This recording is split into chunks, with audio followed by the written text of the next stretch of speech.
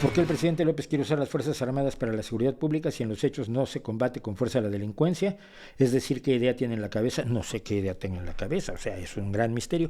Pero yo te diría, mira, puedes escribirle y tiene en cuenta en Twitter, si no te bloquean, a Navegaciones, @Navegaciones, que es Pedro Miguel, o puedes escribirle a Fisgón Monero, que es @Fisgón Monero, que es Luis Rafael Barajas el Fisgón, que es un monero, que además es uno de los ideólogos de López Obrador. Entonces ellos dos son de los que meten ideas en la cabecita de López Obrador y se sienten muy importantes porque lo hacen. Quizás ellos te puedan decir qué idea tiene López Obrador. A mí, lo último que me dijo Navegaciones, antes de bloquearme, cuando le reclamé por una cosa que ya todo el mundo sabe, que no le hizo llegar una propuesta, una petición al observador para que no nombrara a Elena Álvarez Bulla, directora del CONACYT.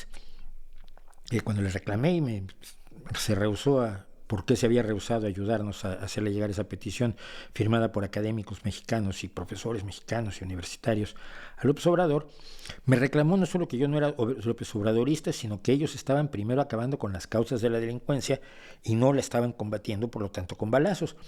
Entonces las Fuerzas Armadas están allí para hacer el paripé porque no van a combatir la delincuencia, porque el proyecto que tienen, según me lo dijo Pedro Miguel, no es combatir la delincuencia, sino acabar con sus causas. Es decir, el día que se acabe con la pobreza en México, que por el camino por el que va López Obrador tendrá que pasar varios siglos, cuando se acabe ya se va a acabar la delincuencia, ¿ves? Porque la delincuencia solamente es provocada por la pobreza, no es provocada por la ambición, no es provocada. Sabes que en los países ricos no hay delincuentes.